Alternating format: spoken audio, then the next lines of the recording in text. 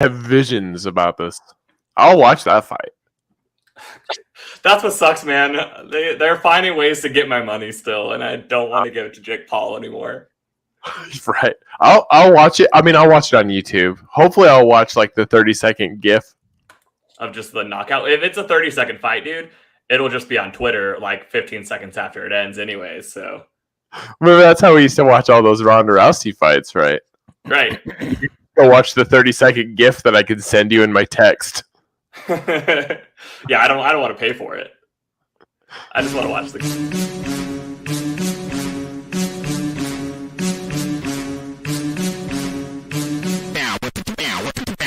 Best friends.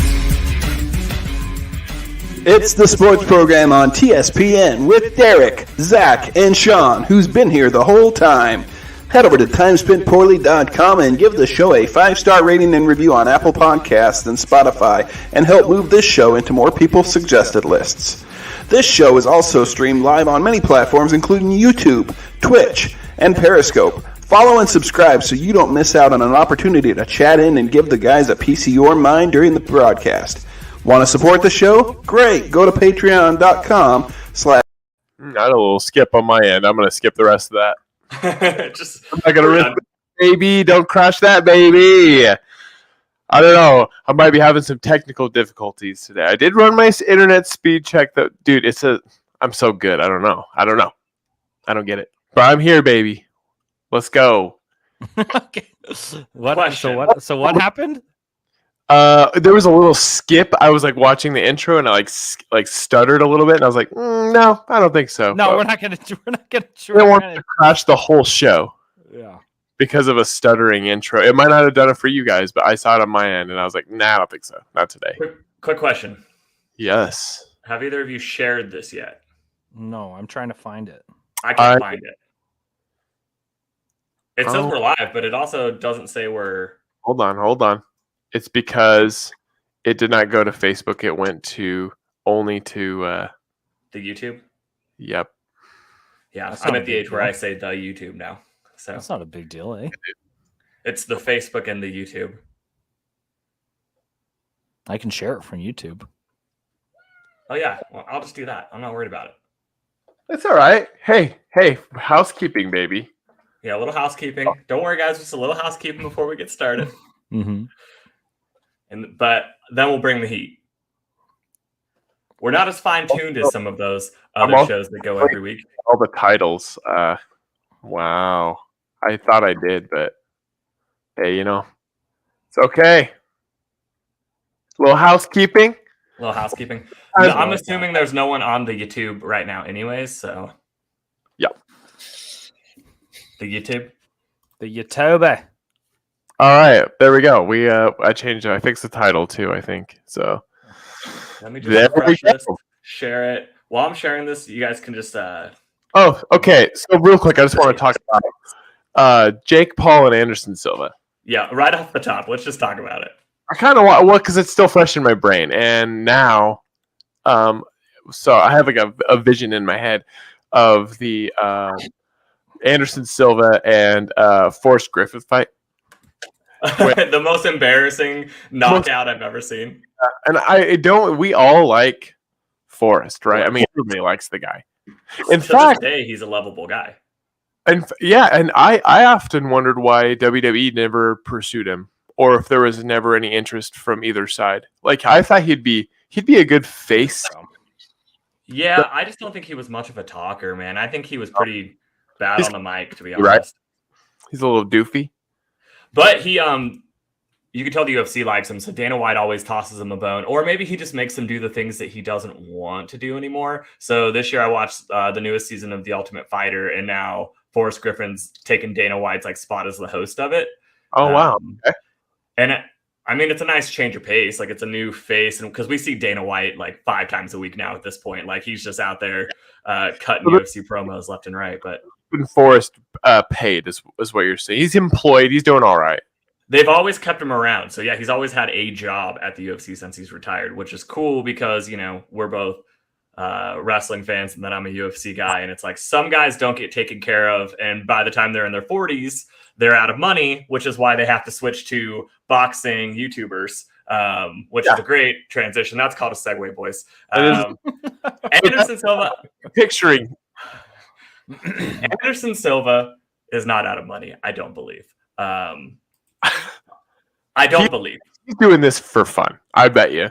But over the last 2 years, if you pay attention, like this fight could have happened at any time between Jake Paul and Anderson Silva is what I'm talking about. This boxing match could have happened at any point over the last 2 years.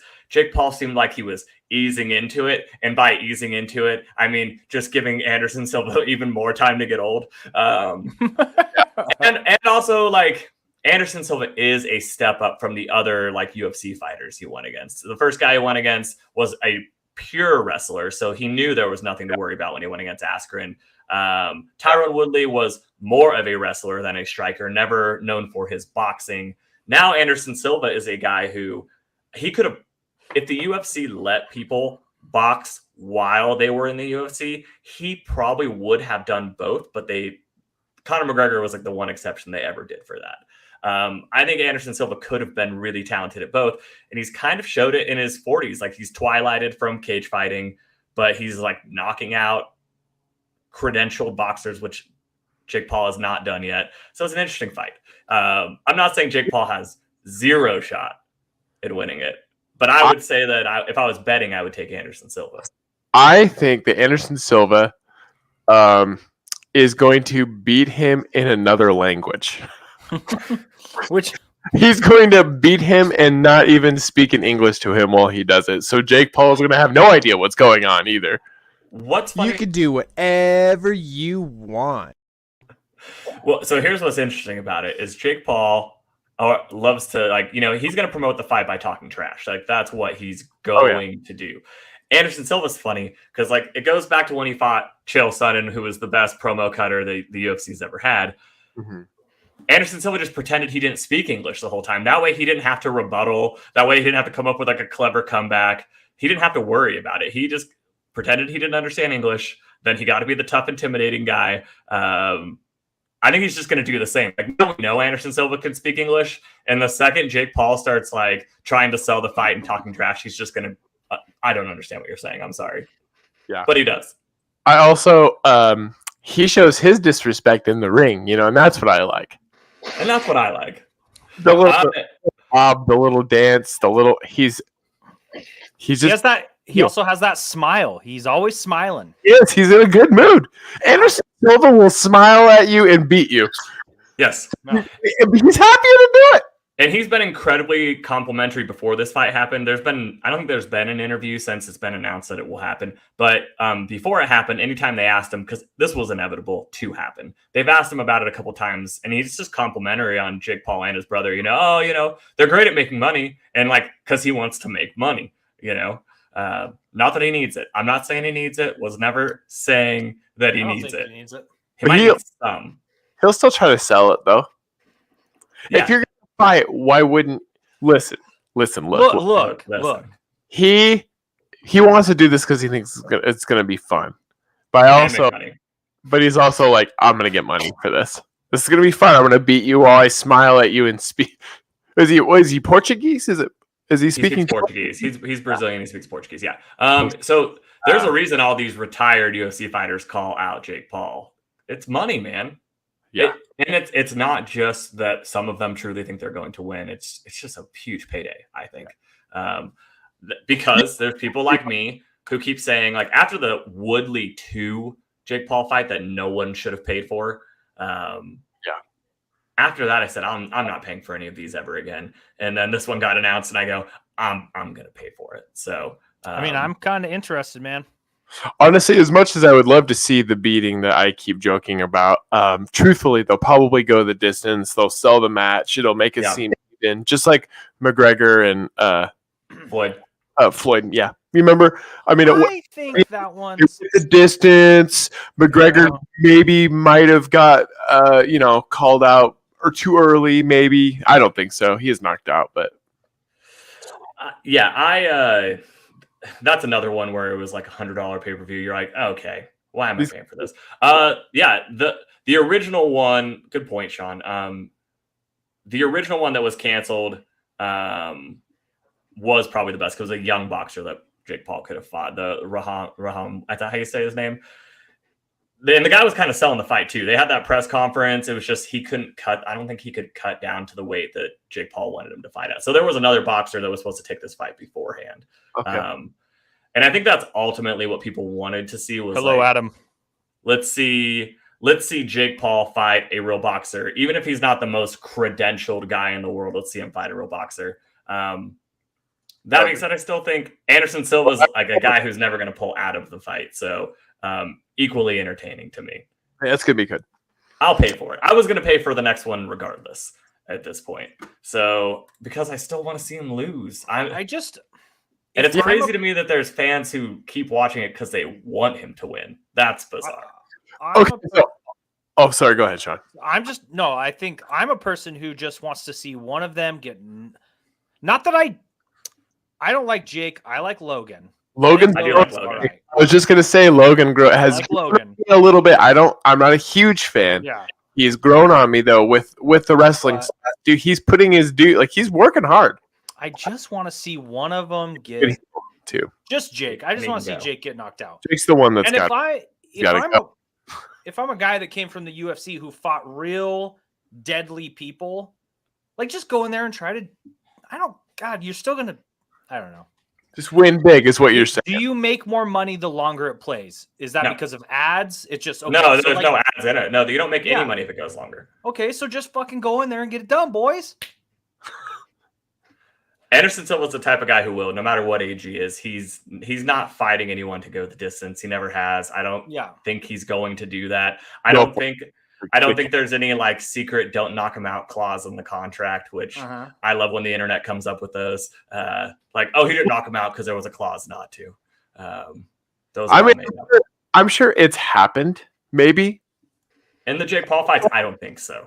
No. But I mean, in general, like for boxing matches, people wouldn't make up that rumor if it's like never really been suggested in the past. But you see, of course, like then you got like the mafia stuff, like bad stuff, like throwing in the fights. Yeah, I'm sure all of that has happened.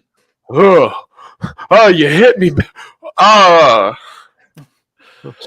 I don't think it's happening here, and I don't think that there's a 46-year-old Anderson Silva. Please don't knock out Jake Paul clause in the contract. Like, we'll pay you more if you just leave him be. That might have existed for Logan and Floyd, though. That might have existed for that sparring match. I think that's such a pointless thing. Like, why would you want? I don't know. Yeah, that's exactly it. He's finally going against someone in the UFC who can actually stand up. Like the Woodley thing, they really had to convince us that, he beat this former UFC champion and a guy who deserves to be in there with him. Jake Paul and his team definitely know what they're doing when they pick these guys out. And the only knock I can think of on Anderson Silva, because size-wise, I think they're close. The only knock is simply his age at this point. And I think that's the only weakness that Jake Paul could see. But the reason I like these is if he loses a single fight, no matter who it's against, his run in this boxing thing is done. It just takes one loss for it to be completely irrelevant after that. So, and it's embarrassing. Yes. Yes, because of the way he speaks about himself, it is embarrassing. And I want it so. Well, and then if the match is also embarrassing, like if Silva does the dodging, the dancing, stuff like that, like if it ends up being like a cat and mouse thing, it's all the sweeter. And that's all I'm saying is please. Or if it's what Anderson Silva, and you can look it up if you haven't seen it, what Anderson Silva did to Tito Ortiz in one of his boxing exhibition matches, which was just a hilarious knockout. If it's anything like that. I watched one of them. It was only like a year or two ago. I'm sure I shared it when it happened. Yeah, I think me and you, didn't I watch it with you? I need to watch it live. I would not have paid for that. That thing was a circus. But there was something that you and I watched together. And I swear Silva was fighting. I don't know what it was. Like the only time that I tried to watch it with you or something. It was like I don't know if we were in a private thing and you shared it with me or that's probably what it was. Or I don't remember most evenings. I swear Silva was one of the boxers. It's an Artemis quote. I don't remember most evenings.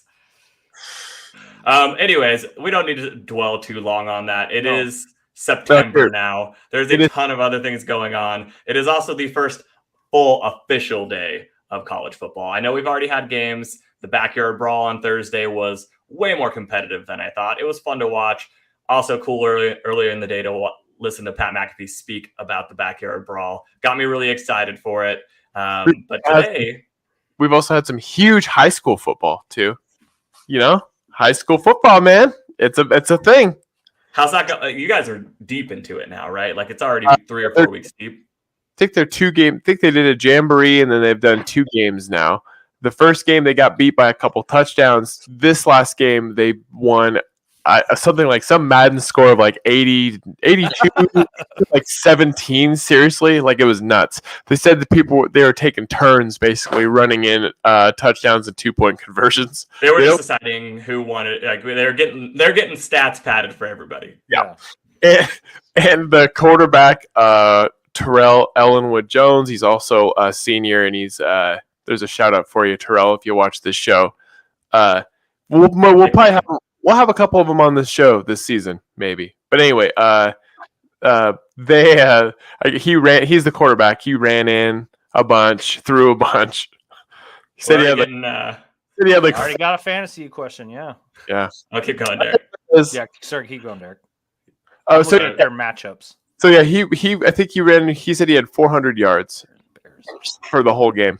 Jesus. 400 yards? 400 yards. Jesus. And he ran in 3 and he threw 4, I think is what it ended up being. I have to look at the paper again. Nuts. That's insane. So college football's back. I don't want to dwell too much on the games today.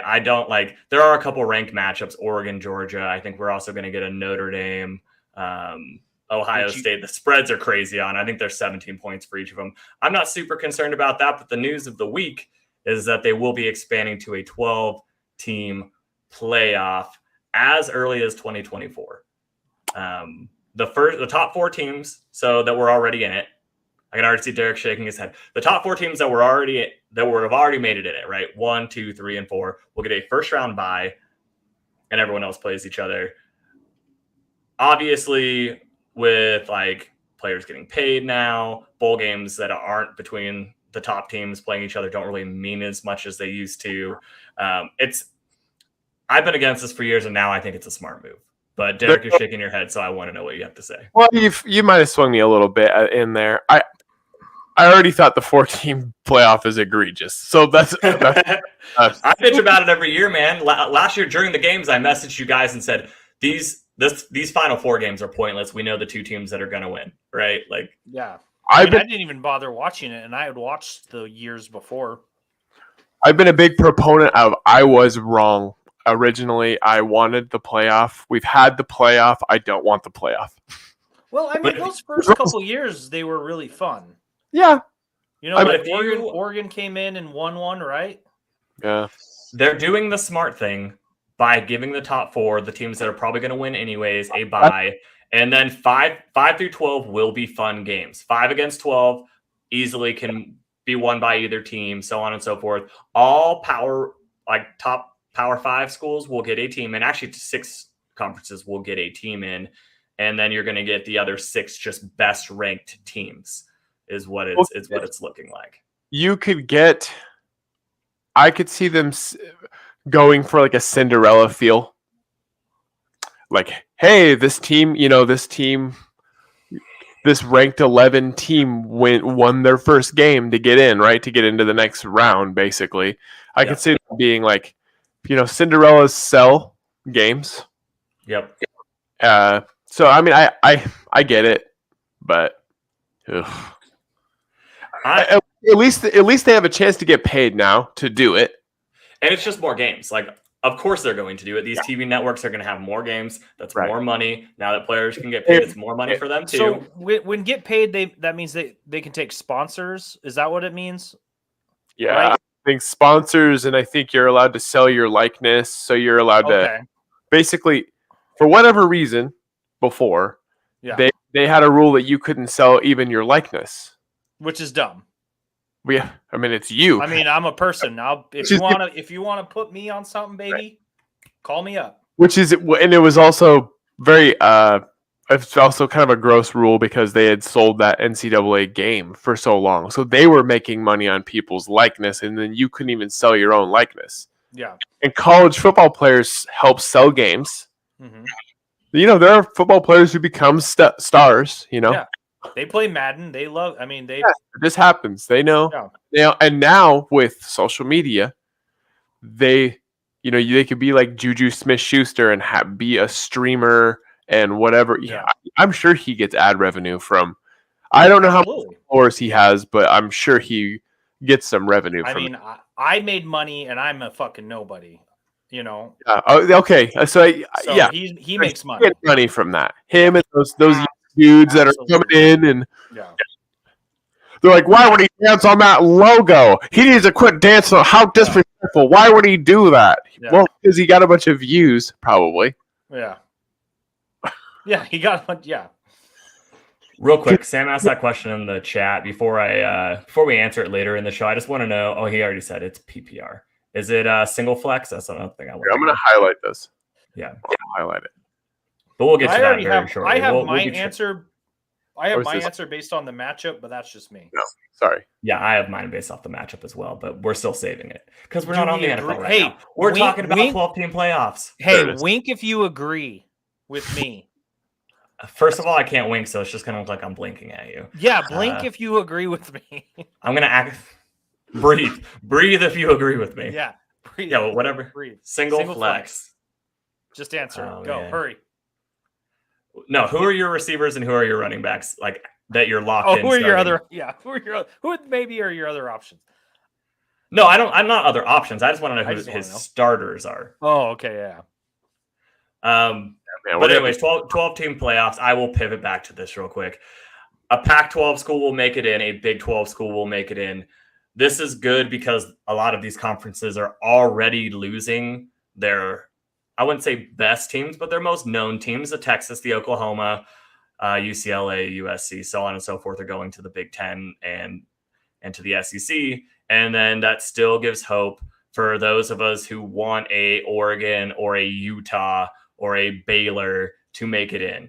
That's kind of where I'm at. It's like maybe these other conferences have a chance to at least still be in the picture because of this. Originally, I did not think that they would. So that's kind of where I stand. We don't got to dwell on it for too long, but I'm with it now. I've convinced myself that it is okay because going into this year, I convinced myself that college football was dead and I don't care about it anymore. You literally told me last weekend college football is dead. How you were a little drunk and you were a little hyped. It had nothing to do with the booze.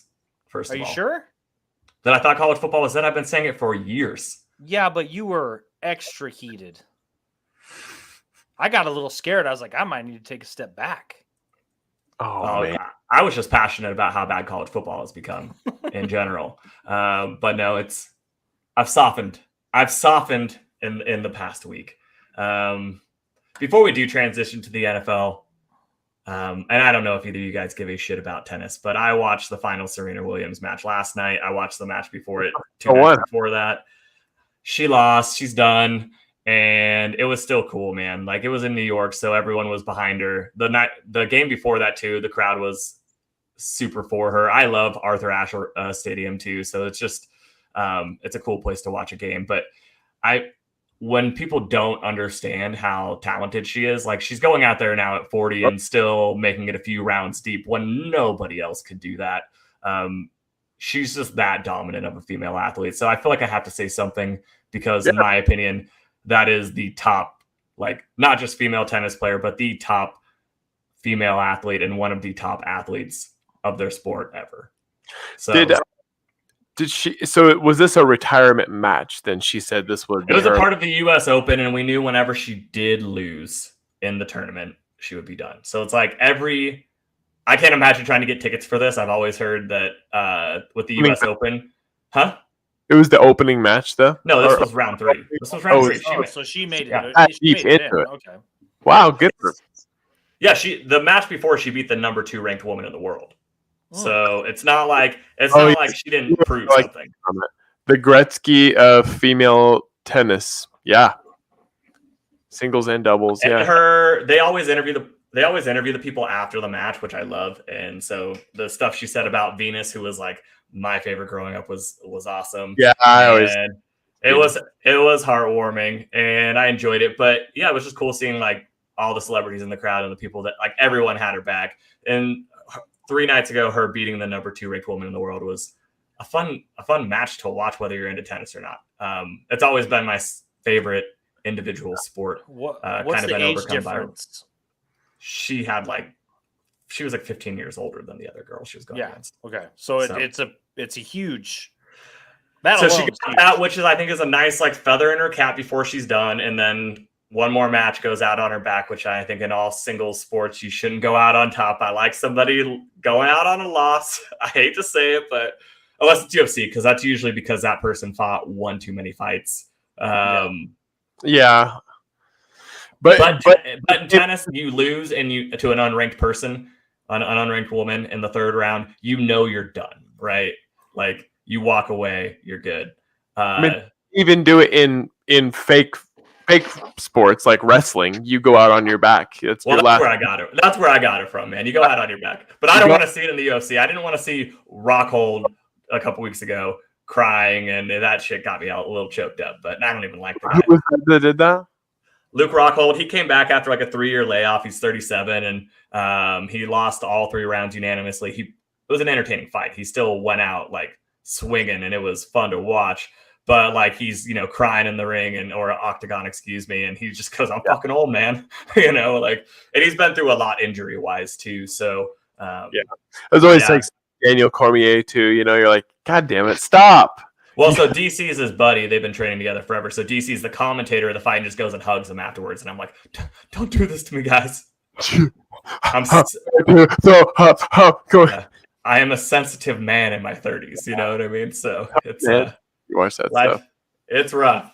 But yeah, I just wanted to just mention that real quick before we transition to the NFL. And it was fun to watch. And I did notice on a bunch of my friends' stories, they were also watching it. So I felt better that I wasn't the only one getting choked up about it. Okay. But anyways, this is primarily a football show, and it's primarily now an NFL/fantasy football show. Yeah. Oh, I like that. So I like these 2 guys are talking to each other now in the chat. Daniel and Sam. But I agree. I would take Cordell over Penny, but that's just me. So what's happening in the chat is they've decided that they don't have time for us to give them a response, and they're just going to start giving each other I like it. fantasy advice. You guys are. This is a good example of the autonomy of people, the autonomy that our fans have, and that's my favorite thing. Yeah. So let's talk about fantasy before we talk about real football real quick then, because one of the show notes I did have was I had a couple fantasy regrets. I did all my drafts last week, none of them this week. I prefer when it's Labor Day weekend before the season, but a week before is close enough to where I'm not going to bitch about it. So last week we had all of our drafts basically in like a 2-day time period, or at least I did. I pretty much did too. A lot of years, you either hate your team's guts right after you see the totality of it, or you're like, man, this is great. I'm going to look at this a couple more times this weekend. Some people might call it roster baiting. I do. But this is a PG show these days. So wait. Yeah. I just call it a roster that I crank down to. Completely different. Crank loads out to is what you meant. Yeah, it's one that I drop loads about. Yeah. But I wanted to know, Derek's got a team this year. Sean, you have probably 17 teams. I'm only in 6. Is there anybody you got in a league or multiple leagues because they were just best available, or you were riding a hype train at the time and got more information later, where now you truly regret it? What are your draft day regrets? Maybe it's a particular person, or maybe it's a certain position you may have loaded up on a little too early, like 3 running backs in the first 4 rounds, or no running backs in the first 5 rounds, etc., etc. I think my only regret was that Trey Sermon, drafting Trey Sermon when you were drunk. Well, no, because in the night, I'm a Niners fan, right? So Why not that late? I follow all the Niners stuff, and I kept seeing things about Trey Sermon looking great in camp. Getting more time this year. Yeah. And so I was like, cool. Like, why not? Like, I grabbed him last year. It didn't work out. So, like, why not try it again? Like, why not just have him just in case? And you didn't even have like Elijah Mitchell or someone else on the team. It's not like you were handcuffing or anything like that. You were just taking a flyer of all flyers in a live draft. So and I guess don't ever handcuff. Like, I'm not good at it. For context, I don't really know if any 49ers running back is a handcuff because it's always been by committee and you never know who's going to be the guy. But you would assume it's Elijah Mitchell again, who was drafted as a later pick than Trey last year. But Trey has this problem that kind of was okay in college and tends to be okay for certain people in college, where they always try to hit the home run. And against college defenses, it can work out. But in the pros, your coaches are going to tell you to stop doing that. I don't think he could. And ultimately, they let him go. He's already on another team. I see. And then I wanted to bring that up. I was sad that because I got rid of him. And then I think I just picked up like McKissick or somebody. Yes, you did drop him for McKissick, which I think is an okay thing to do in 12-man leagues. Yeah, and so I was like, and that I felt okay about that. Derek, do you got any? I drafting the Steeler defense too high and getting roasted in the chat. Probably the one big one. I also I have too many. I once again have the same problem where I have too many Steelers, where I did like the homer thing and picked too many. Because now I'm like betting again. Like, do I go for my like my flex position basically? Like, do I go with Claypool or Freiermuth? You know. So you don't play two tight ends ever, so right.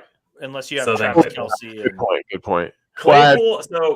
Claypool, real quick on Claypool. The dude is finally in the slot this year. So he actually has always played the exact same position as Deontay Johnson. And so it makes Deontay still is going to get 8+ targets a game, in my opinion, regardless. But Claypool then becomes very touchdown dependent. I think they will play Deontay and Pickens on the outside primarily, and Claypool will be strictly a flat or a slot receiver at this point, which I think this year that makes him a huge problem for defenses. He is now taking the Juju Smith-Schuster role on the team instead of like a wingman to Deontay Johnson on the outside. I love Claypool this year. I actually took I took flyers on Claypool because let's just talk about value. You can get Claypool as a like final wide receiver 5 or 6 on your team, right? Like he doesn't have to be your third wide receiver. If he is in a 12-man league, then maybe you better have good running backs. You better put your value in other places. But I think having him as like a second flex or just a guy that you can start playing once you see. I have him as my second flex. You do have him as I have him as my second flex in a league. I was eyeballing Claypool constantly. Yeah. I didn't do it, but I looked at him. Anyway, yeah. So just taking defense high, but whatever. I don't care. I know how many points it says, but I'm also like I'm hyped on the defense. So I was like, yeah, homer guy. It is a homer guy. So there's 2 things in fantasy football that I'm okay with, and that's like getting your guys like or team, not necessarily people on your team, but like for example, Sean will draft a quarterback earlier than most because he's super high on Justin Herbert. To be fair, no, I'm saying I have no problem with that because you are getting your guy. I also could have taken Brady too high. I probably could have gotten somebody else, but yes, you did draft Tom Brady too high. That is something that that would probably be the other thing I would have queued up as a regret because people like Brady and Rodgers, although they are still both putting up awesome numbers, right? One's winning an MVP still. People have them going as like the 11th or 12th QBs in their drafts now. So, I mean, I would only draft them if that's where they're falling to. In the same range as like a Derek Carr, between like 10 and 12. So Mine is that I fell into, I don't know if I fell into it, but I just took him because he was best available and I wasn't implementing a 0 running back strategy. I took Breece Hall in multiple leagues. So biggest regret, having someone like Breece Hall is fine if Breece Hall, one, you might also be able to get Michael Carter at the end of your draft, or two, he's your RB3, not your RB2. So he's a flex player. Breece Hall is in the same like range as I'm trying to think, like, I don't know, but he shouldn't be your 2 is all I'm saying. Unless you did go 0 running back and you got him in like the 7th or 8th round. I just picked up a backup quarterback though. I thought I'd throw that in there, by the way. I did. I got a notification. I'm already looking at it.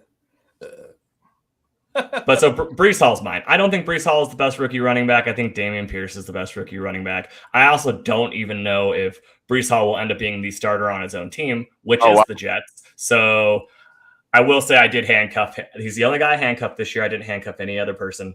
I did handcuff him with Michael Carter in every league. And I don't know if Breece Hall is the handcuff or if Michael Carter is the handcuff. But either way, I got Michael Carter late in both leagues, so I feel slightly better about it. But I am already trying to get rid of both of them in the leagues that I have him. I am just looking for someone who might be like a Jets fan. Unfortunately, Randy is not in the league this year. But I would be like, so what do you want? What do you want for Michael Carter? Yeah, what can we do here? So let's answer these guys' questions because real quick. I just wanted to mention that since the show is the official unofficial team of the show is the Jaguars. That's why I went ahead and picked up Trevor Lawrence as my backup quarterback for this league. I like it. I have no problem with that. Go Trevor Lawrence. Also, if Brady, maybe Trevor has a season. I have a couple leagues with really low receiver caps, like 5. And so you kind of have to carry a second quarterback because you just can't hold skill players. And in that case, why not have Trevor Lawrence, in my opinion? So what was the first question from these guys, though? It was the Dameon Pierce, Brandon Ayuk. I would chill on Ayuk. I think Lance likes him a lot more than Jimmy G did, and that could be following preseason hype. But also, didn't the Bears allow like the 4th least amount of passing yards last season? Colts had an okay run defense. It was top 10. I think it was 10. But Dameon Pierce is going to be, I think, an every down back. He's a monster. I think he's the best rookie running back. I wouldn't feel uncomfortable throwing him out, even though he's a rookie and it's week 1. So you're saying take the chance? Yes, absolutely saying take the chance. I think Trey Lance is going to take some time, which means I think their receivers are going to take some time. That's cool, though. I mean, good for. I like a little gamble. I like a little risk, Mm-hmm. Well, either one of them's a risk, I guess. They're both risks. I think that's why he's posing the question, is because I think they're both risk, but they're both risk with absolutely monster upside. So and it's single flex, and that's why it's even sketchier, right? You don't get anything from your flex. You better hope everyone else just shows up. Yeah. Okay, what's the other one we got? Hey, guys, I had a question, PPR. Got a trade proposed already. I love preseason trades. These are my favorite thing in the world because it probably just means you could have drafted the person that you're going to end up trading for in the first place. He wants to give me Cordero Patterson, and I would give him Penny. You got a thought on that, Sean, before I say anything? Me? What? Yeah, I'll re-highlight it. I mean, I love Cordell, and I don't. He's not. He's slotted as a wide or a running back, right? But his projection's so low. Is that just because the receiver option doesn't show up? I think he's slotted so low because I think the rookie Algier is going to get a lot of touches. They also have Damian Williams, who will also get probably like 10 touches a game, I'm guessing. And I think the other thing with Patterson is that we just don't know how much Mariota, if that's who they ride with, is going to like feed into what his skill set was. I think Cordell Patterson and Matt Ryan together was kind of like the perfect storm last season. And that's from a Falcons fan. I just don't know yet. That being said, I still like him more than Rashad Penny. I know that he finally lived up to that first round billing temporarily last season, but it's just, I'm not in the Seattle running back business. Don't want anything to do with it. So yeah. I'd probably still take that trade, but I'm guessing you guys got those players at about the same spots in the draft. So I'm just wondering why you guys didn't just draft those other people. Trades straight across this early lead me to believe that you regret your draft is all I would say. Or simply the other person proposed it and you're considering it and it sounds good. Like maybe you got Penny after Patterson and that seems like they regret their draft. Take advantage of them. Go for it. Like, I don't know. I still have yet to make a trade. Honestly, I get anxiety about it. This is like my only.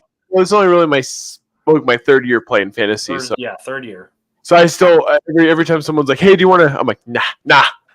I come up with some pretty fair trades. I feel like I'm a very like fair guy, very generous lover, you could say. Very generous lover, you could say. But anytime someone else offers a trade to me, I think they're trying to rip me off. Like, and they usually are. In the leagues we're in, 100%. Yeah, they are trying to rip. They're usually from Uncle David. And that guy is just trying to. He's a piece of shit. No, he's fine, but he's just trying to. He knows he's doing you dirty, and then you deny it, and he goes, "What's wrong with it?" But that's fine. Do you have this game on? No, I do not. I wish I had this game on. Are you watching the Ducks Georgia game? Yeah, you said it, and I put it on right after you said it. Yeah, it started like 30 minutes ago. I'm just turning a blind eye to it for now. I will hop on it soon. What else we got? I think that was it on those. That was it. Okay, so I got a couple more things while we're still doing the show, though. One thing that I wanted from both of you guys is, and we always do our Super Bowl predictions before the season starts, and we'll do that right at the end. But before we get there, I want to know what you guys, for you, is the major storyline of the football season, because there's always one. Especially me when it's not my team this year, right? Like I don't think the Falcons are going to be that fun to watch. You got to have a storyline, right? That's what keeps us really watching games week to week is the story. Yeah. So I want to know what each of yours are. Sean, you're at the bottom, so let's start with you. Okay.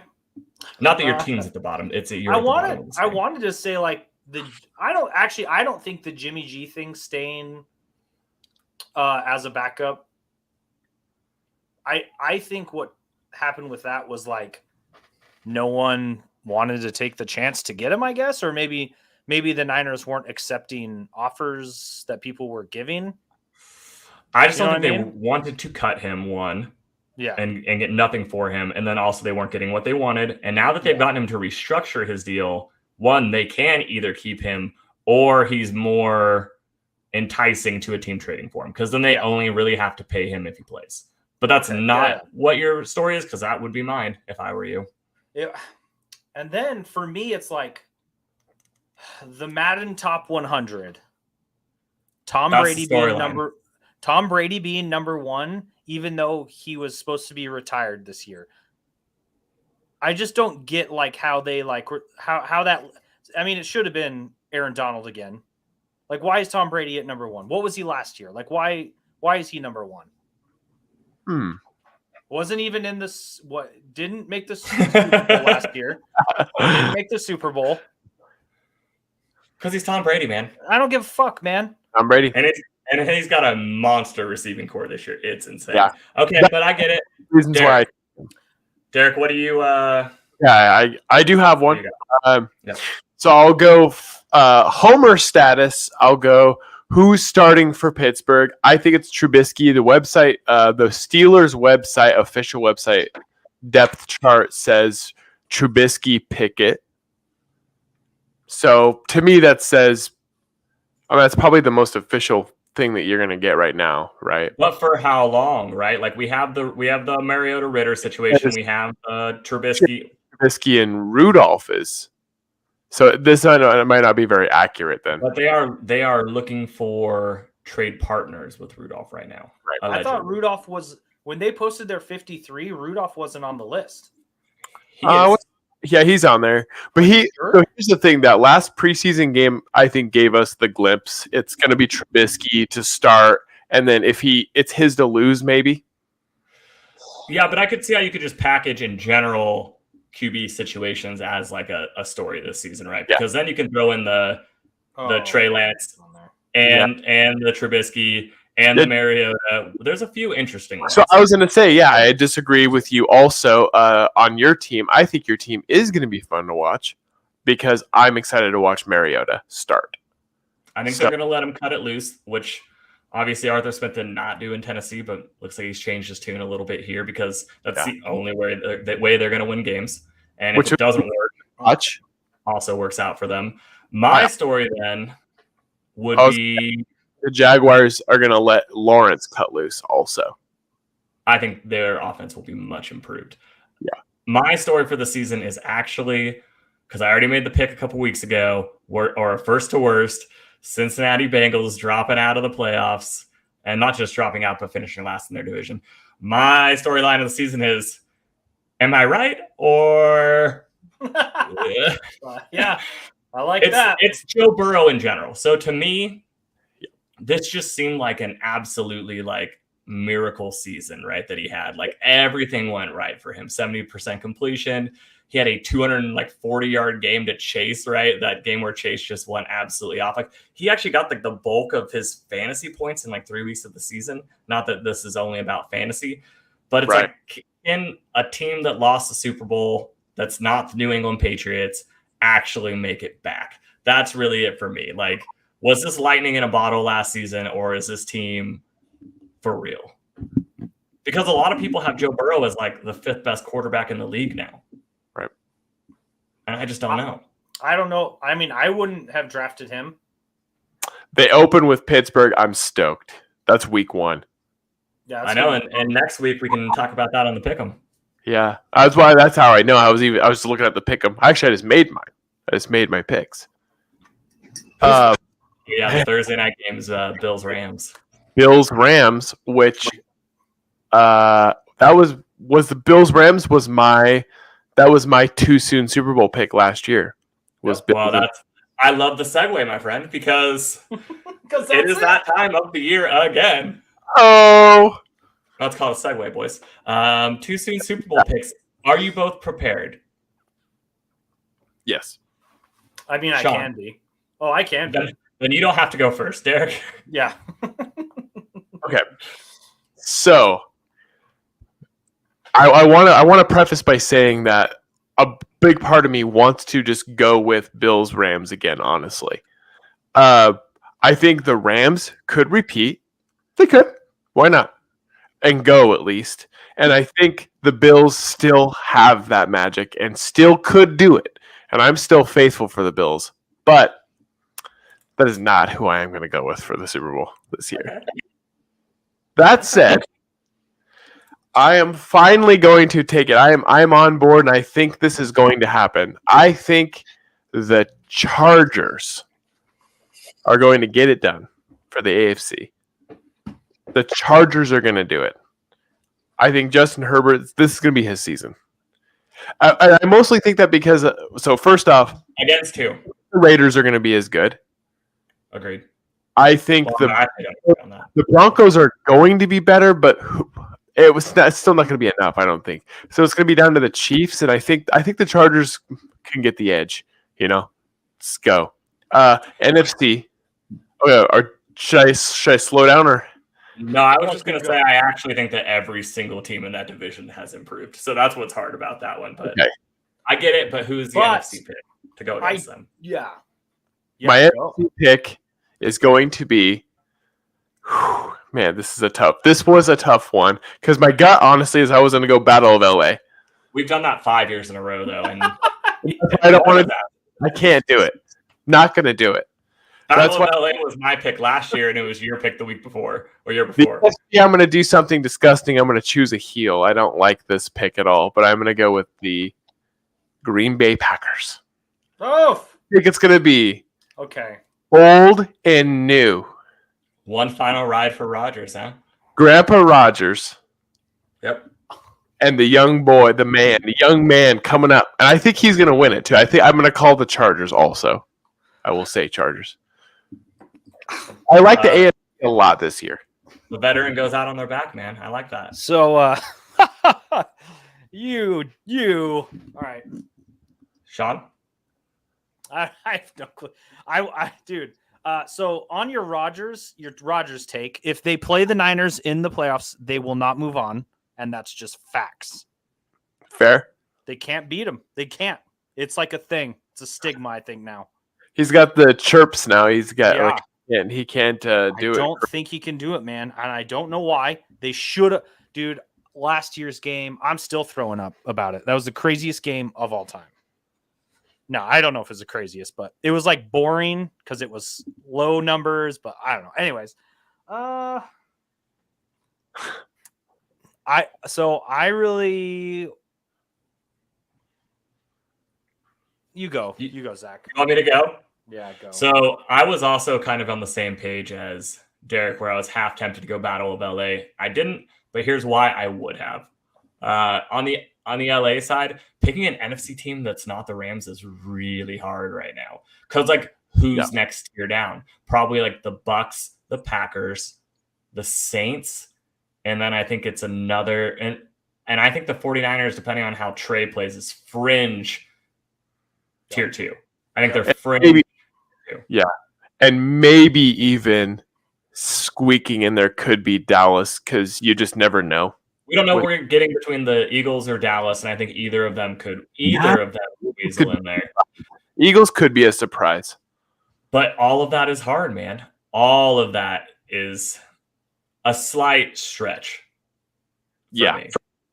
And then on the AFC side, I think it's stacked. So I think there's a lot of you can't go wrong picks. I think if you tell me the Bills, I think they're the Vegas favorite for a reason. If you tell me the Chargers, obviously, I think this is the best team they've had yet, but I do not want to get burned again by these guys. One of us does it every year, and since you're doing it, I'm at least going to stay away from them. So I still am going to take the Rams on the NFC side because you didn't. So I got one LA team in there. Okay.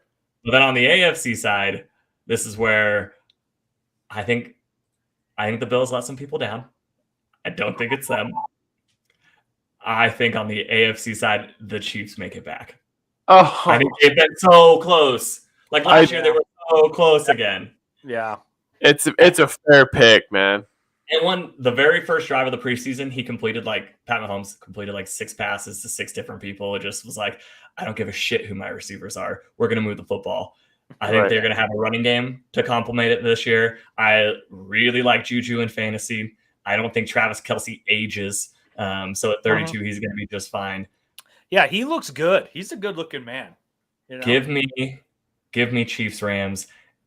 Juju team makes me ill. It makes me sick. I especially since I don't hate the Chiefs. You guys know I don't hate the Chiefs. Yeah, exactly. Yeah.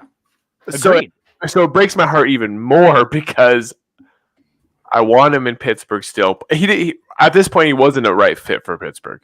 I think they are going to be great without him. Yeah. If I'm Pittsburgh, I'd rather not pay him.